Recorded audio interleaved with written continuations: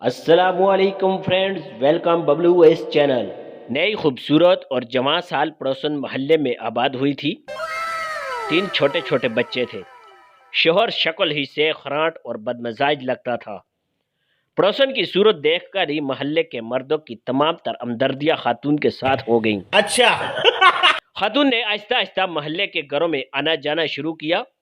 رانا صاحب اور مرزا صاحب کو اپنی اپنی بیگمات کے توسط سے پتہ چلا کہ نئی پڑوسن کا شوہر تند خو اور شکی مزاج ہے۔ خاتون شوہر سے کافی ڈرتی ہے۔ یہ سنتے ہی دونوں مرد حضرات کی نگاہیں آسمان کی طرف اٹھ گئیں۔ دل ہی دل میں شکوہ کیا کہ یا اللہ کیسے کیسے ہیرے ناقدروں کو دے دیے ہیں۔ ایک دن نئی خوبصورت پڑوسن سبزی والے کی دکان پر رانا صاحب کو ملی۔ خود ہی آگے بڑھ کر سلام کیا۔ رانا صاحب کو اپنی قسمت پر ناز ہوا۔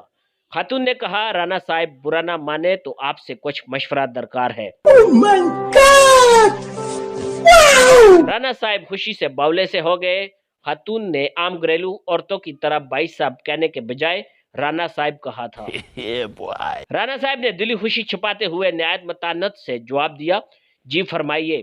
خاتون نے کہا، میرے شوہر کام کے سلسلے میں اکثر شہر سے باہر رہتے ہیں۔ میں اتنی پڑھی لکھی نہیں۔ بچوں کے اسکول کے ایڈمیشن کے سلسلے میں رہنمائی درکار تھی۔ رانا صاحب کچھ کہنے ہی لگے تھے کہ خاتون نے کہا کہ یوں سڑک پہ کھڑے ہو کر بات کرنا مناسب نہیں۔ کیا آپ کے پاس وقت ہوگا تو چند منٹ گھر میں آ کر مجھے سمجھا دے تاکہ میں کل ہی ان کا داخلہ کروا دوں۔ رانا صاحب چند منٹ کیا صدیہ بتانے کو تیار تھے۔ فوراً کہا، جی ضرور آئیے۔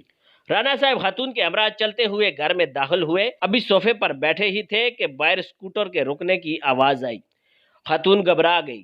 یا اللہ، میرے شوہر آ گئے۔ انہوں نے تو میرا اور آپ کا قتل ہی کر دینا ہے۔ وہ کچھ بھی نہیں سنیں گے۔ ایک کام کیجئے، یہ سامنے کپڑوں کا ڈھیر ہے، آپ یہ نیلے دوپٹے کا گھونگھٹ نکال کر بیٹھ جائے اور کپڑے استری کرنا شروع کر دے۔ میں کہہ دوں گی کہ استری والی ماسی کام کر رہی ہے۔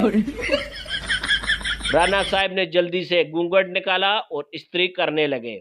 3 گھنٹے تک استری کرتے رہے جب تک وہ خراٹ شخص گھر میں موجود رہا۔